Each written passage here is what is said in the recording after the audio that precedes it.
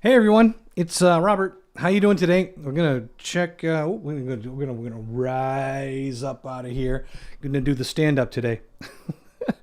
It is 10 o'clock on Thursday. Oh my gosh, it's Thursday. Thursday. Excuse me. Hello, coming down. Come down. Can you hear me? Can you hear me?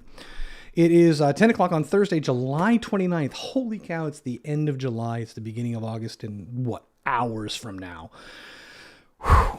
I can't win here. It just keeps on going. Time just does not stop. It's not fun, not cool. If you would like to join me in the chat for today, we are on Facebook Live.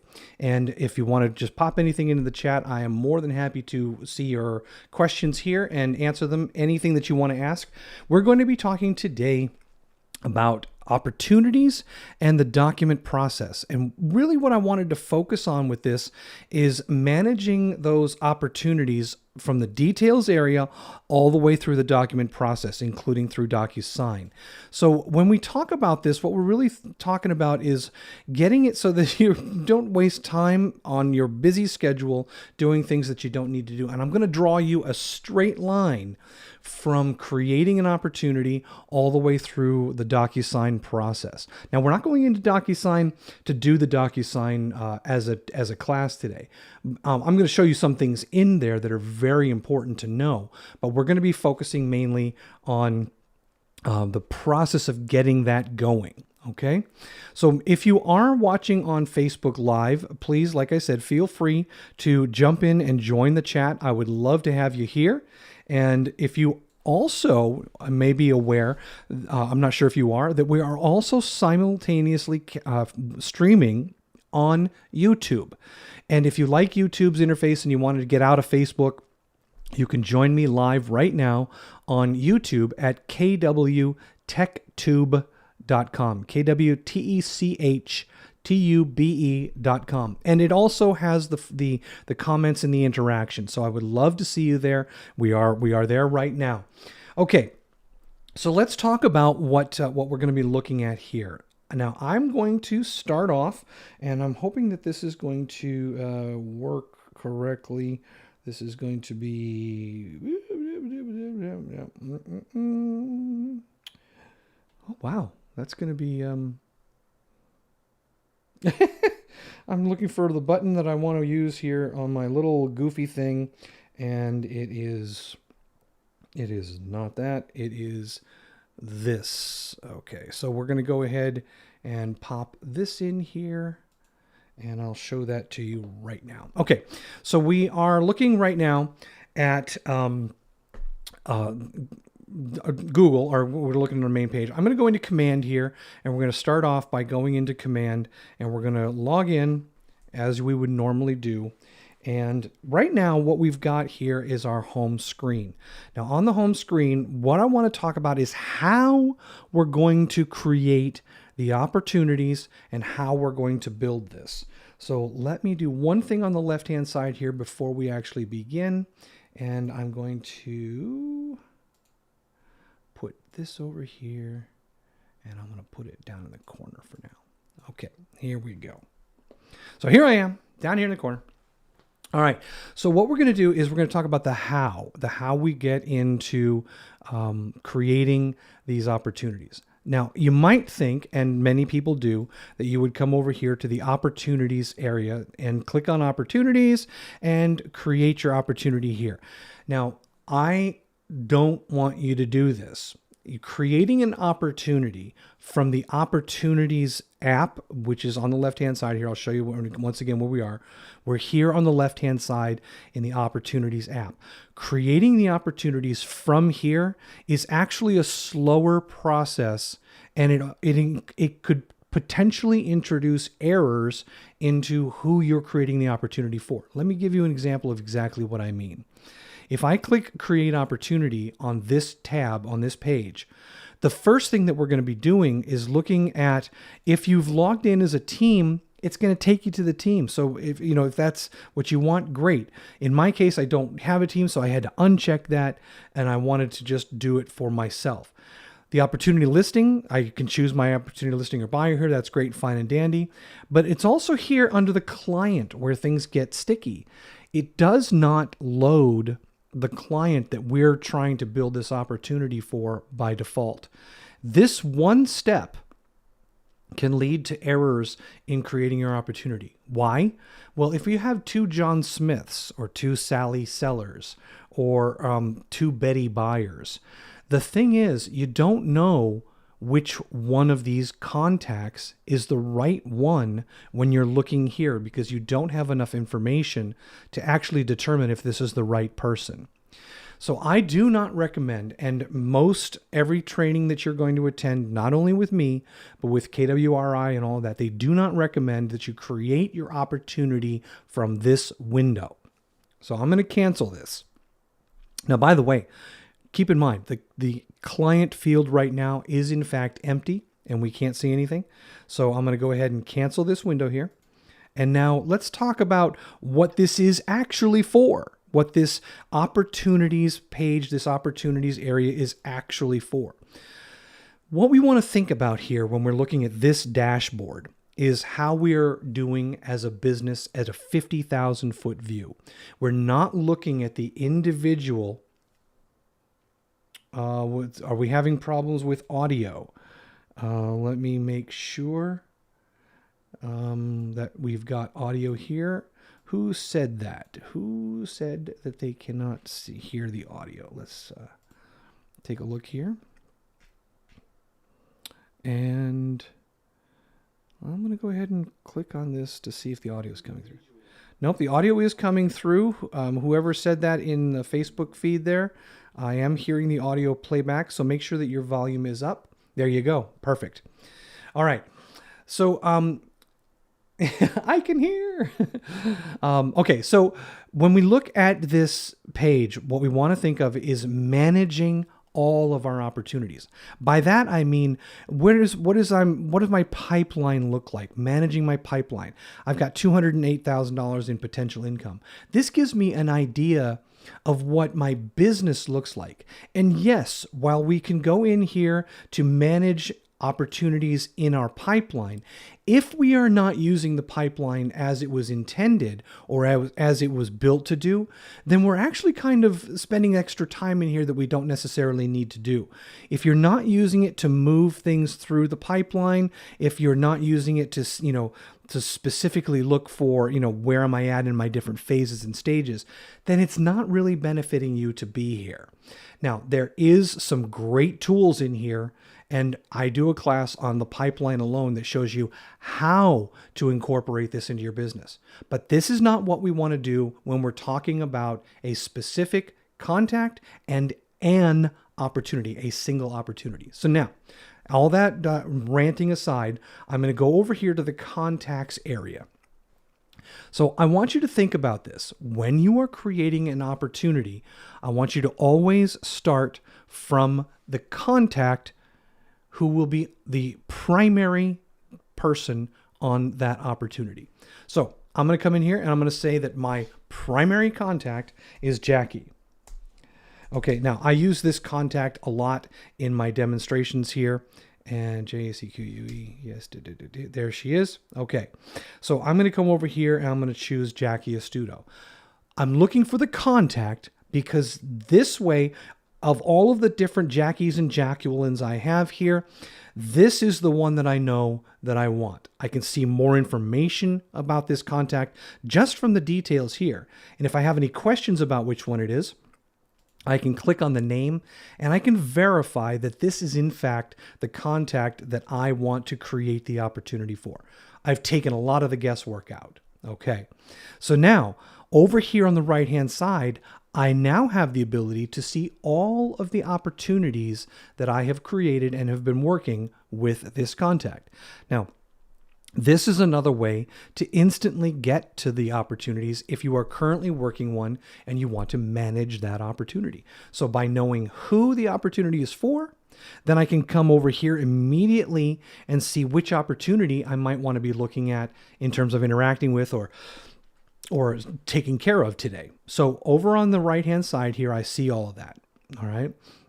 Now, in the case of each opportunity, all you'd have to do is click on the opportunity and then go to that opportunity to work with it.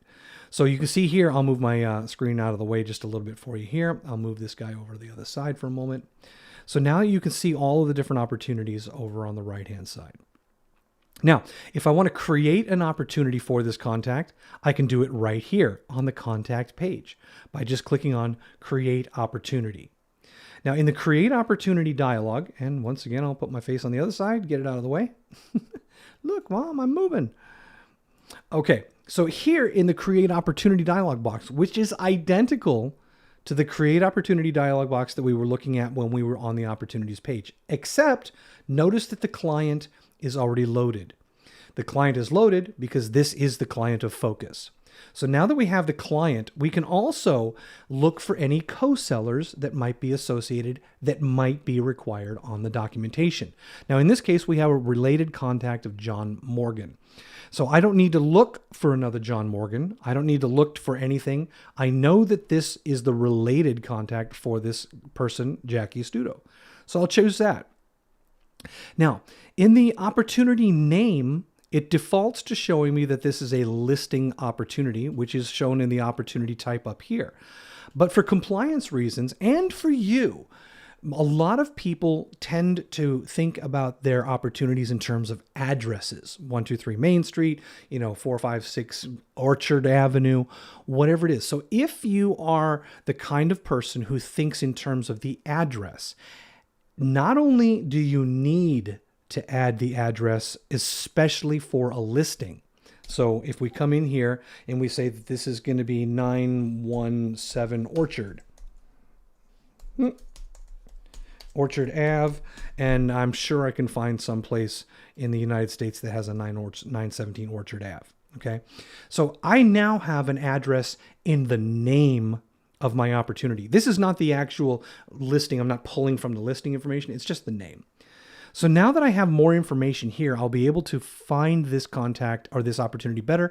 And in addition, remember, compliance needs you to put the address of the listing in the listing field here, in the opportunity name.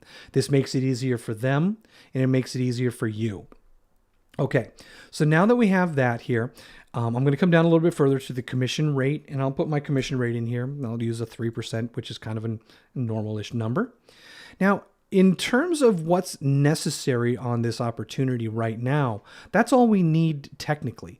But if you're the kind of person who likes to use the opportunity pipeline, then down here under opportunity phase and opportunity stage, you can change those this way right here so that you can move them into the correct opportunity pipeline. Okay. Now, if you're not using the pipeline, you don't need to worry about this. You can just leave it in Cultivate and Watch and eventually close it out, and that's fine. Okay, so we have a question here. If my sellers have 2 listings at the same time, this goes under the same sellee with 2 different opportunities, correct? That is correct. And I've made a video to discuss this based on what compliance needs you guys to have. So if I take a look at that one more time, if my sellers have 2 listings, yes, they will be 2 separate opportunities. And the next question is, does the full 6% of the commission, if that's the case, does that go into the commission space or just the sell side? This question is kind of a little bit more complex. You want to think of it this way. The commission for each of those parts is its own number, right? So it could be 3 and 3, it could be 6 and 6, whatever the commission rate that you've agreed on for each part of that opportunity. Okay, 2 sellers, the 2 listings, each listing is going to have its own commission rate. Each opportunity will have its own commission rate. Now, if you haven't discussed that with the buyers or sellers at this point, you want to make sure that they understand where those commissions are, because they could be 2 different numbers, right? So you don't want to necessarily put all of the commission on one of them. It changes the numbers. So the commissions that you put in are for each opportunity as agreed upon. And you can see here that when we create the opportunity itself, we have to put a commission rate in for this opportunity. So we need to know what that rate is for the one side of the opportunity. Okay.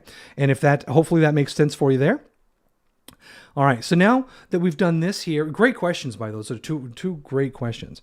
So if I go ahead and click create, now watch what happens here in the window. I can see that I now have, and I'll move my little face again once more over to the side here. And now we have the opportunities over here. Now I have the opportunity for this one, 917 Orchard Ave. That's what I just created. And it was created today. All right. So now that we've done that, we have the name. Inside the opportunity has the address. If we click on the opportunity now, just as if we had clicked on it when we created it in the opportunities panel itself, we're taken to the main details page for the opportunity. Let's talk about this page. We're going to spend a few minutes here. So the first thing that I want you to notice is that the opportunity up at the top, this is called the opportunity name. Even though the address is in here, this is not listed yet as an address. We don't have that in here as the address of the opportunity. It's not in the listings here. We haven't selected it from the listings. And if it was in the buy side, we have not put it down here in the properties area for the buy side. So right now, this is just the name of the opportunity. Now, that name is also down here in the opportunity name for the details area. Again, this is something that we need to do for compliance reasons in the listings themselves. Once a buying opportunity has been created and an address has been selected, then you will want to add that address to the name of the opportunity as well. Okay. Okay. So we have another question here. So we need to add an opportunity for the buy side and the other half of the commission there. When you say half, I'm not sure if we're seeing the same things here. If there's a buy side and a sell side, if you're doing dual agency, okay.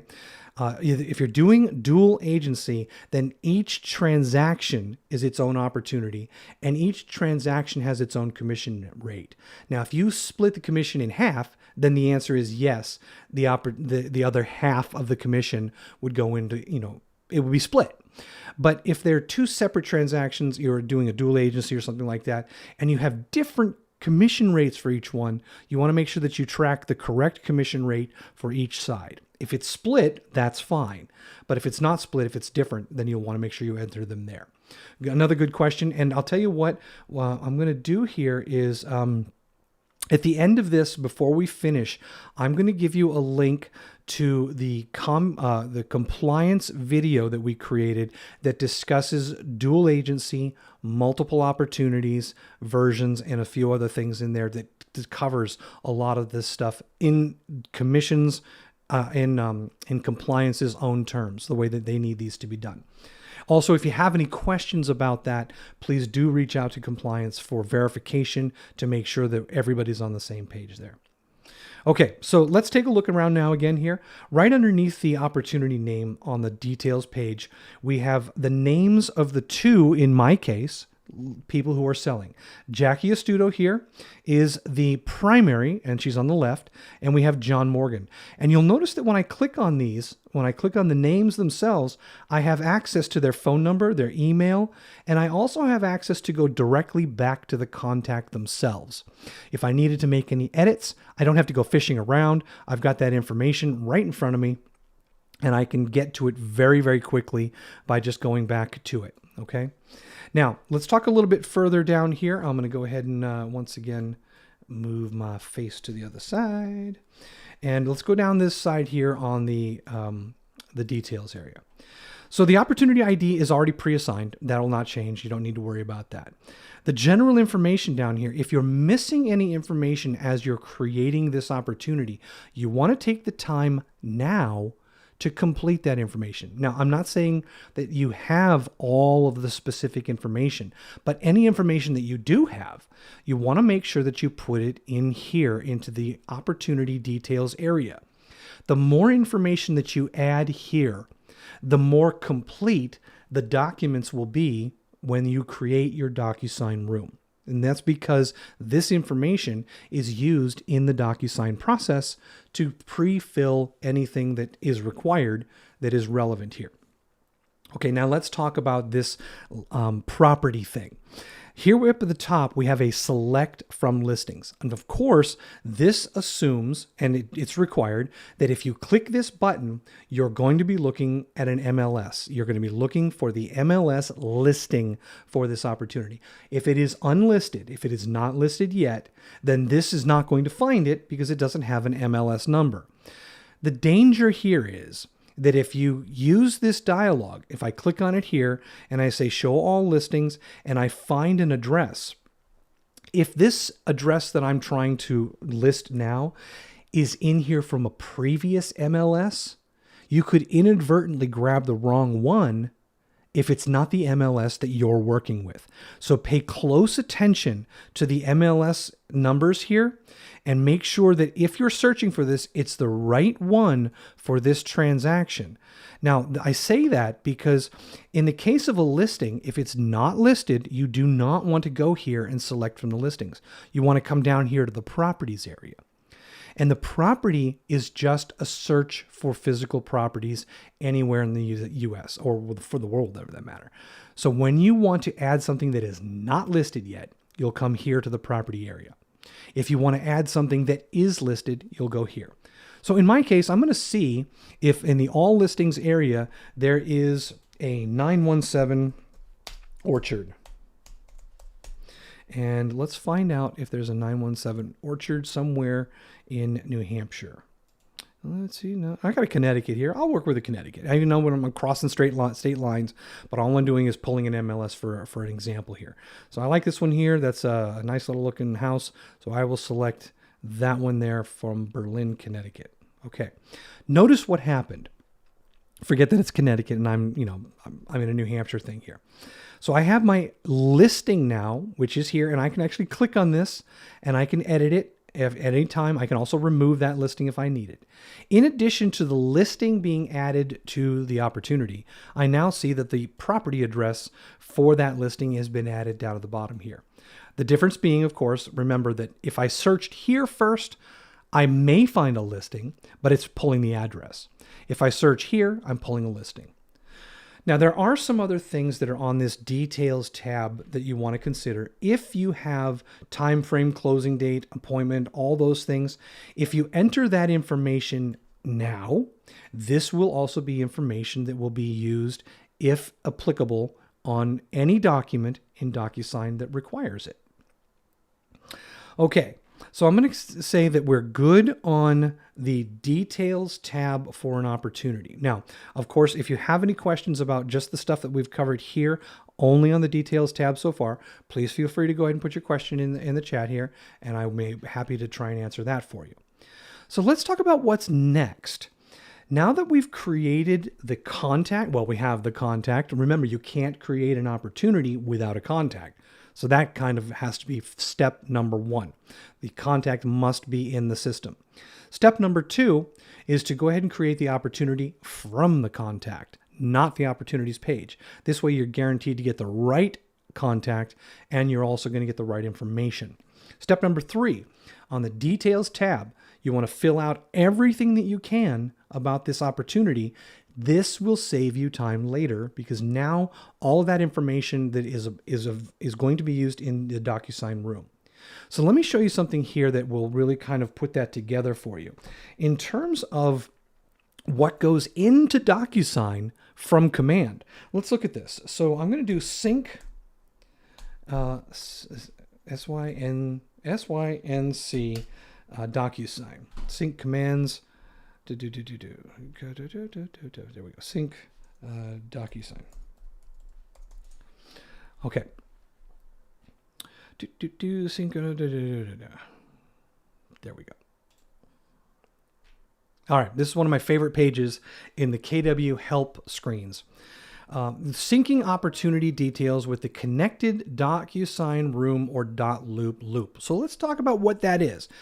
The opportunity details that we've just worked with, much of the information that we created now is going to synchronize with the connected Docusign room. Now, I'm not going to focus on .loop here, but the same rules generally apply. And what we're looking for is what kind of information that I'm filling out now is going to automatically populate on my documents going forward in Docusign. So there are three categories. There is information from your White Pages profile, and that information is the contact information for you as an agent. This is the proper, we'll say this, the official information about you: your agent name, address, phone number, your market center, and the market center address. That stuff is going to populate. Number two, in the opportunity,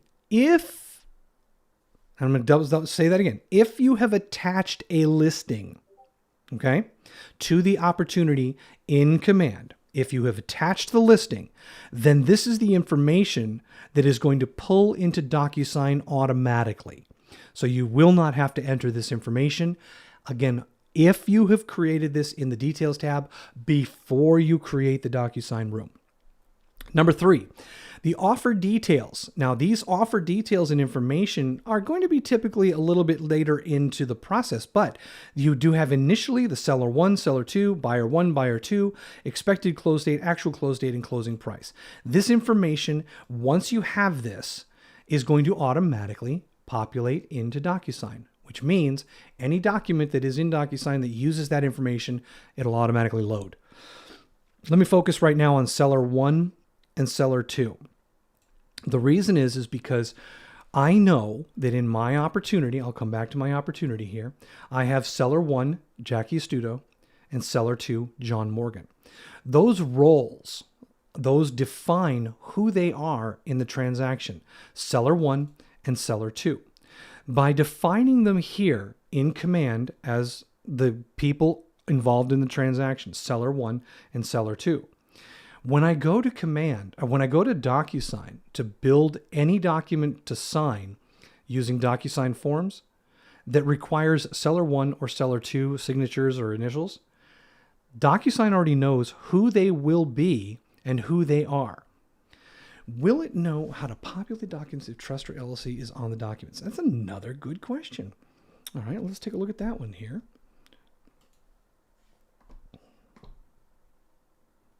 Okay, so the question is, will it know how to populate the documents if trust or LLC is on the documents? That is a really good question, and it all has to do with the name that you create for the opportunity, or for the contact in the opportunity. If this is incorrect, if it's a person's name, but it's going to be an LLC that's going to be signing it and working with it, you will need to create in the opportunity itself, you'll need to go ahead and add it based on a contact.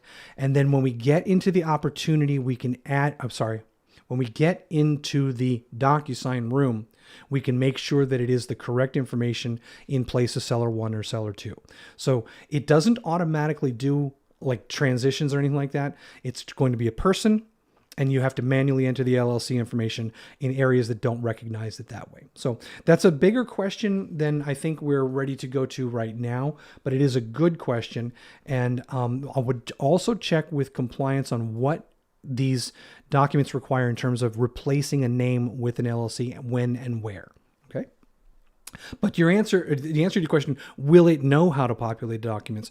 Only if you give it a little help in making sure that the information is available. Okay. All right. So now we have this, the details area is complete. And as I mentioned, we want to make sure that this is all correct before we go in to getting our documents ready, because this information is going to pull in based on what we've done so far. All right. So we'll go to the Documents tab now. So on the Documents tab, by the way, notice that I didn't go over here to Seller Profile. I am focusing today on the documentation process of an opportunity. I'm not really focused on the consumer aspect of it, which the Seller Profile has to do directly with whether or not the sellers that you're working with, in this case, it's the sellers, have connected with you on your mobile app. If they've connected with you on your mobile app, then you have the ability to have guides and checklists that will walk them through the process of the sale. If you have not connected them to your mobile app, this doesn't apply. So this is a separate tool. This is part of the consumer app and keeping your consumers informed. But right now, we're not going to be covering that in this class. So I'll move over to the Documents tab. Now on the Documents tab, we've got a blank slate here to start with. And this is where, honestly, and I mean this with the absolute most amount of love, this is where people mess up the most. And what happens here is people leave.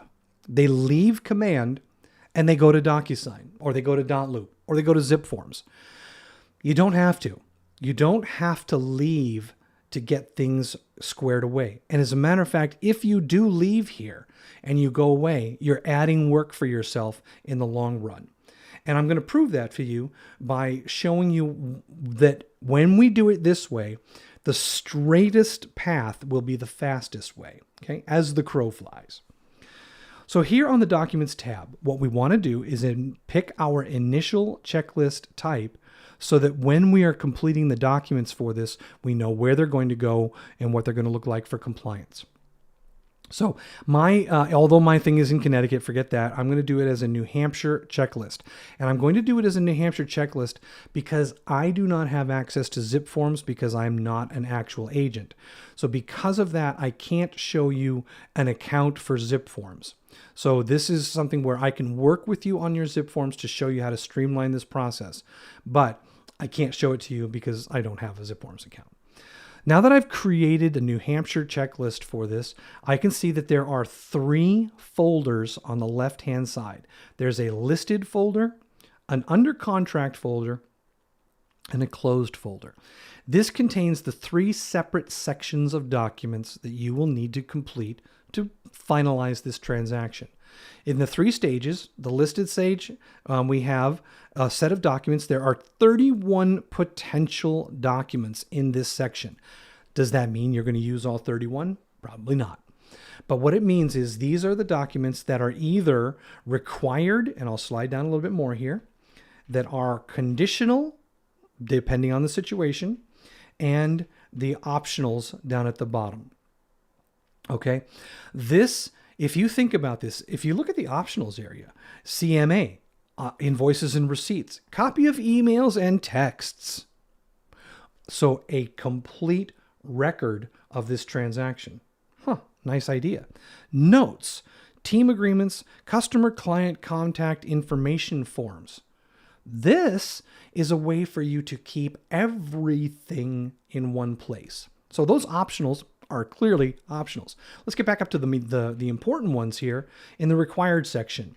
For the listed folder, you have a total of 1, 2, 3, 4, 5, 6, 7, 8, I think it's 9.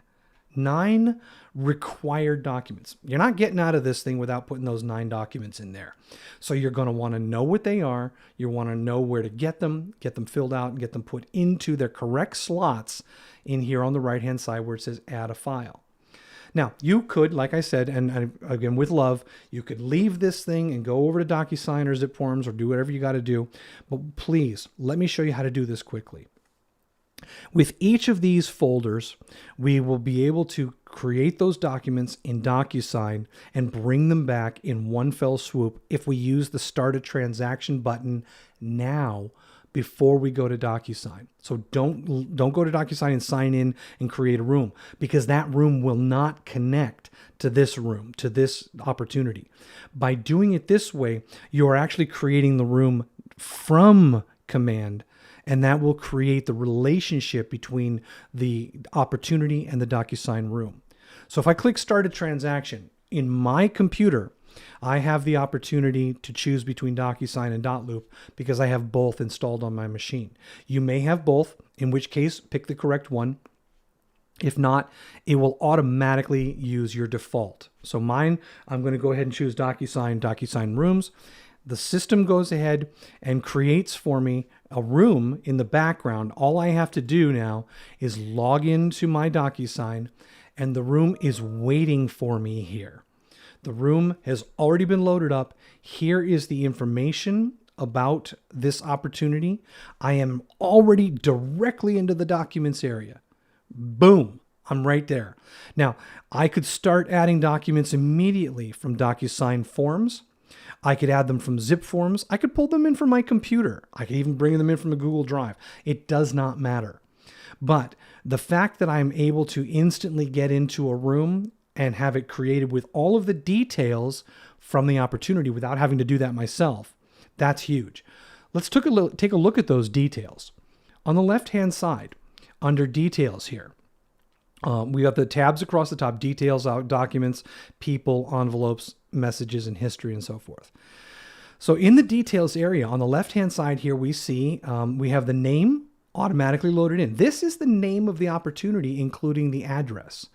Now, because we actually pulled an MLS listing, we can see that the MLS listing is in fact here, and the address from the MLS has been pulled in, which means that any documents that I create now that require the information from the MLS is going to pull that information from this page and populate that document.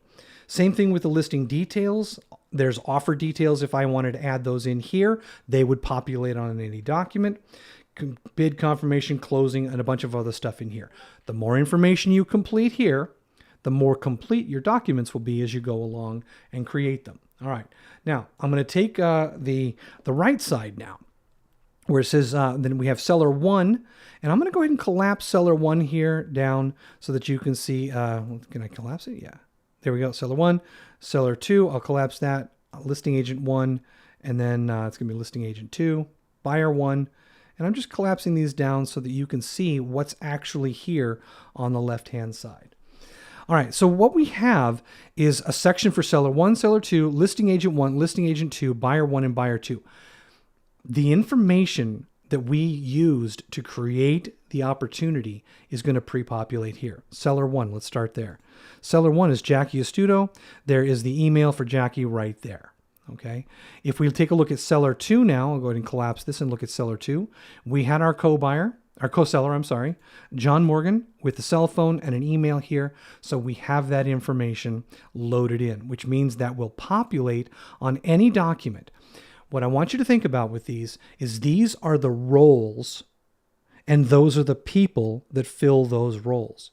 So when we actually create an envelope and assign people to sign the document, when we choose people who are going to sign the document, all we have to do is say that seller 1 is Jackie, seller 2 is John, and using those pre-tagged roles, the documents will automatically add the correct fields for anything that requires seller 1 or seller 2's signatures or initials. It also applies for things where seller 1 needs to fill out maybe a disclosure form where they need to disclose all the information. Those dialog boxes, check boxes, radio buttons, text fields will all be assigned to the correct person because we know who they are and what their role is in the document. This is one of the more confusing things for people is they get to the part where they need to get people to sign it. So they add an email of a name for somebody to sign. Then they go to the form and they have to add all the boxes. And then sometimes I get a phone call saying, Robert, the form is not showing all of the places where they can check box and sign and do all that. What's wrong with my form? And invariably when I go in and look at the situation, they're not using the pre-tagged role to define who is seller 1. They're using just an email address, and it requires manual preparation of the document. It's a complete waste of your time, and this is the best way to do it to save time. And then finally here, I'll just go ahead and show you that the listing 1 agent is in fact me. That information will populate based on the role of listing agent 1 in the documents as well. Okay, so now that we've looked at the details tab and everything's in order the way we want it to be, we're going to go over to the documents tab. And when I choose documents now, when it merges the document form into this room, it's going to look at the details tab and it's going to pull all that information where necessary. So let me give you a little short example here. I'm going to click add. And when I add documents to this room, it's a little bit of a misnomer, but we're going to talk about the difference between a document, a form, and in the case of Docusign, a certification. So we'll go ahead and look at the Docusign forms here. And the new dialog box that we have here for you, if you've looked at it before and maybe look a little different right now, it comes in groups and libraries. The groups here are for KW, Coastal Lakes and Mountains. This is some documents that you can look at here. We have the template folder for a buyer, which shows you required documents. We also have a residential, which shows you those required documents as well. Okay. Now, those are the groups that were created for you with the most common and most used documents for our market center here in New Hampshire. Down below, we have a combination of libraries. We have a Keller Williams 463 New Hampshire library. These are forms that are specific to our market center. They might be also for other market centers in other areas, but these are the ones that are, when you're looking for something with a KW form, you'll be able to find it here. Under the NHAR, this is the New Hampshire forms. You will be able to find any form that you need in these several different areas. You may need to search, but I guarantee you the document's going to be there. If by some chance it is not, you can reach out to the market center, the MCAs, and they will be happy to show you where to find the specific document. Reach out to your broker. Okay. So I'm going to start here on a couple of NHAR forms. I'm going to pull in the very simple one, the brokerage relationship disclosure form, and I'm going to pull it in for the seller. And I'm going to pull it in nice and easy there. And I'm also going to bring in something a little bit more complex, only because I want to show you about that form filling. So I'm going to bring in, let's see, I'll bring in an NHAR purchase and sales agreement. Okay. And I realize that what we're bringing in here is two different forms, and it's early in the stages here, but I'm only bringing the forms to show you as an example here. Okay. So I'm going to go ahead and bring those two forms in, and I'm going to hit add selected. All right. So here we are on the form window here, and I'll go ahead and put myself back over to the right. And what we've got here is two forms that are showing. To inspect these forms, to look at these forms now, we can just click on those forms and it will open up. Now, if you are using zip forms and you pulled these forms from zip forms, it will open up a zip form looking window here. And that's actually really nice because the form fields on zip forms look really sharp. So here we go. If I look down at the bottom here, check it out. In the optional one, seller name, it has loaded Jackie Astudo. It has also loaded seller number 2, and it has loaded the listing agent company for me right away. Now, if I go down to the very bottom of page number 2, check this out. The address for the property in question is already listed, and it is including, it looks like Connecticut was missing here, so I'll put in CT. Let's talk about that very briefly. I just modified the form, which is what this is for, is to complete the form and make it accurate. Okay, let me actually move my face back over here so you can see this, what I just did. Okay, so down here in the bottom right-hand corner, the Connecticut was blank when I got here. But if I click in here and I type in CT, okay, whoops, how about not CYCT? When I put in the state there, I have modified the form. That's what it's for. Now, when I save and close, I want you to see how cool this is. I'm going to save and close. Now, that form saved that information. But guess what it also did? It went back to the Details tab. And on the Details tab, what it did was in the property information area, if I come down here now, where there was not a state, there is now a state. Because this is automatically pulling backward from the form that I just filled in. So anytime you fill out a form, the information will populate back here if it's necessary, if it's related. That's awesome. Okay, back over to the Documents tab. Let's take a look at the purchase and sales agreement here.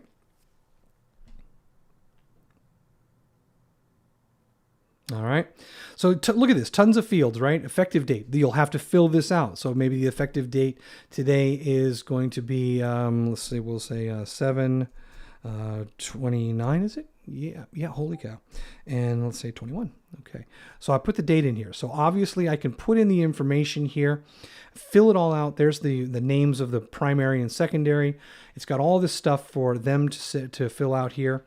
All of the stuff that's necessary for me to fill out, I can do that here. And otherwise, I can just have this sent along. So I'll save and close. And now we're going to talk about how quickly we can send these out for signature.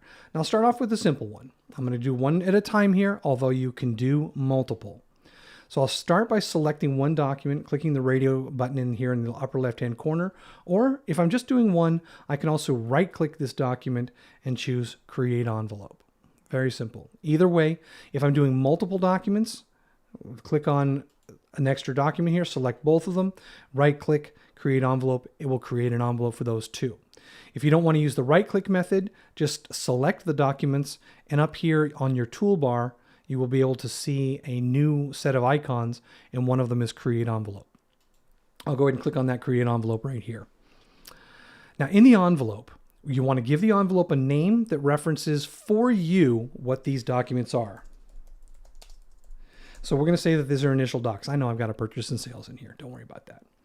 Now that we have an envelope name so that I know what's in the envelope, we can now add recipients. All right, this is where we tie everything in. If I add recipients now, many of you have gone down here and not known what pre-tagged roles were. So you come down here to add email addresses or room participants. Okay, we do not need to use those because we want the form to be able to be pre-filled based on who is doing what as far as roles are concerned. So I'm going to choose pre-tagged roles. The pre-tagged roles looks and says, okay, on this document, I have a potential for these types of roles. Who is the listing agent that I will add to the document? The listing agent is me, so I'll choose me. Who is seller number one? Seller number one is Jackie Astuto. Who is seller number two, if there is a seller two? In this case, I do have a seller two, and it's John Morgan. Who's buyer one and who's buyer two? We don't have that information. We're not going to send that out for anybody's signature, so we're going to skip that. So I'll hit Add Selected. Okay.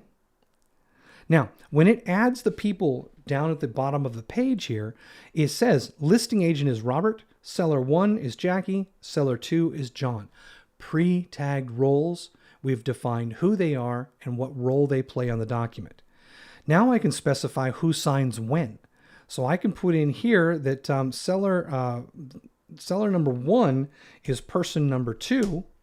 And when I do that, I want to make seller number two person number three to sign. So what I've got is listing agent, me. I'm going to sign it first really quick. Seller number one. And seller number one is position number two. And seller two is position number three. You get the idea. I can rearrange these manually. And if I don't want to sign it first, I can click here and drag it down and say, you know what? No, I'll sign it second, or maybe I'll sign it after everybody. But I want to show you how to sign the document without having to leave Docusign as we go through. Now that I've set those up, I'm going to come down here, and I'm doing this part we're not doing a full Docusign class. I'm really more interested in getting the documents back into Command, and that's why I'm not focusing on all of the amazing things that Docusign does. But down at the bottom, we have a message to all recipients, and this is where we put in something about here are the documents X that we were talking about. Please sign these documents. You want to make this personable, and you want to also make it unique so that when somebody opens up this file, they know what it is instead of just being please Docusign. So I'm going to leave this blank here for a moment just because I'm trying to get through showing you all these things. Now that we've done that, I'm going to quickly come in here and note that I have now 3 people who have automatically been added to the documents, and their roles have been designated by color. My color for the agent 1 is here, and I can see that when I slide down to the signature section, that's where I will sign. I can now look at where a signature for seller number 1 is blue, and I can see here where they'll sign. And I can also see for seller number 2. Now, why this is important is because now I didn't have to do anything. If you do want to make some modifications or edits, you can do those here. But all of the work was done for me. Okay, so I'm going to go ahead and send this document out for signature. The system says, okay, great, it's gone. My signature spot was number 1. When I go back, and it automatically takes me back to the envelopes area and shows me this envelope. This now says this envelope, this initial docs envelope, needs my signature. It does because I'm number 1. So I'll click on this, open up the document section here, and I can see the order of who needs to sign and who has in fact signed or not. So I'm going to click sign on this. And it's going to say, okay, sign this document just as if somebody was doing this on their own computer, or if I had done it through email, I can sign and initial this document and I can finish it up.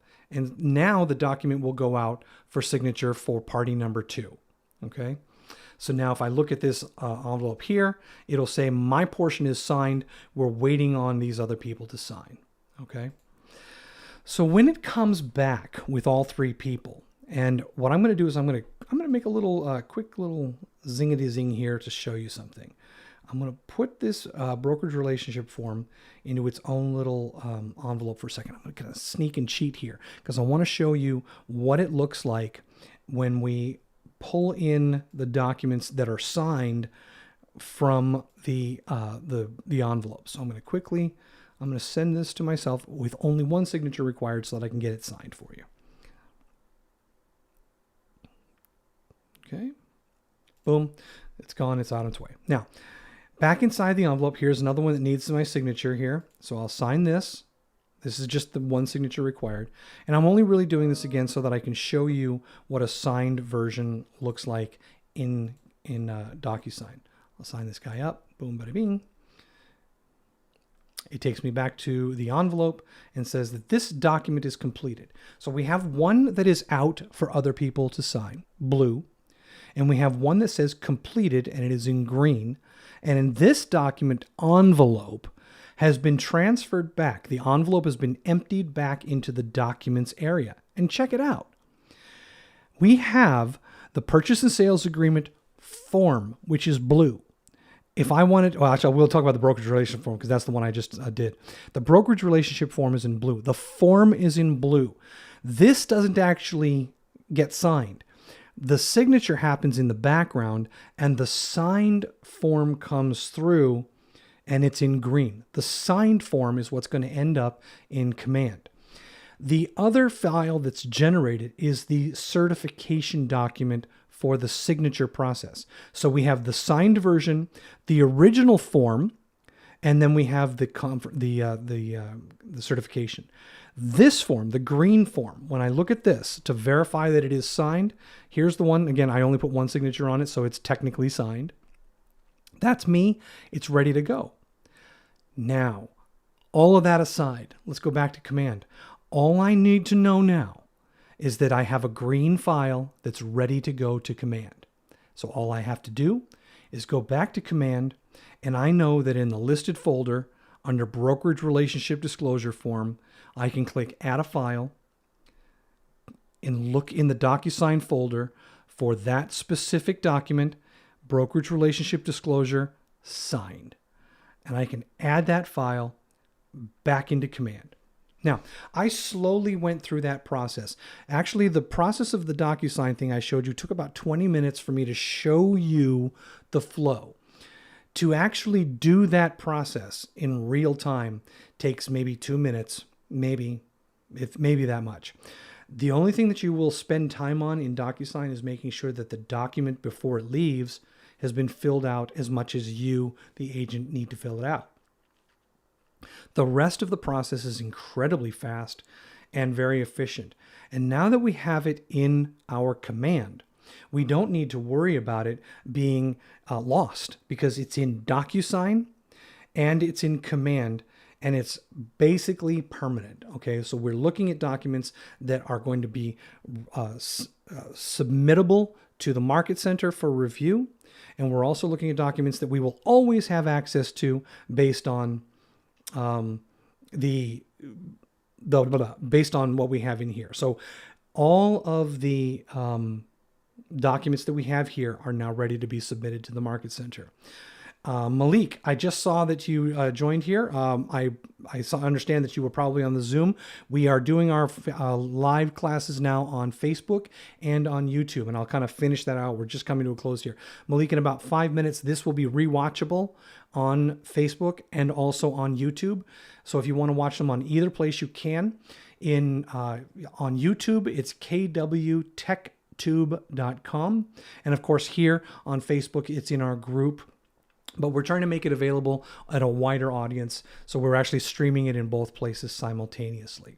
So I hope you guys have got a good bunch of good information. Malik, if you need any assistance or information, or if you want to talk about this after you watch the video, please feel free to give me a call. As applies to anybody, you can reach me at robert.vincent@kwclm, and put up on here on the screen my contact information. I'll probably have to move myself a little bit out of the way here, and so that you can see the rest of it. So my email, to book time with me on my calendar, is here, Time with Robert.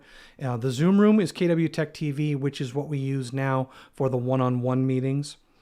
And the YouTube stream is kwtechtube.com. And of course, here on Facebook in this window is here as well. I hope you guys have an awesome day. If you have any questions, feel free to reach out to me.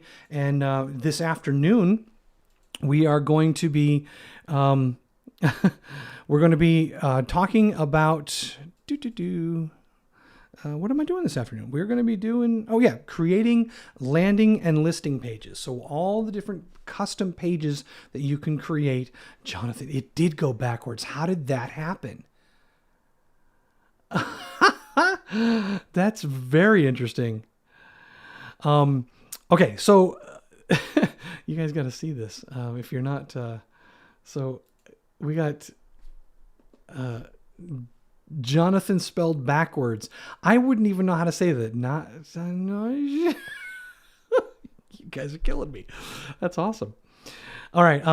So anyways, we're doing creating listing and landing pages at 2:00. Same thing at either here on the groups on Facebook or on kwtechtube.com.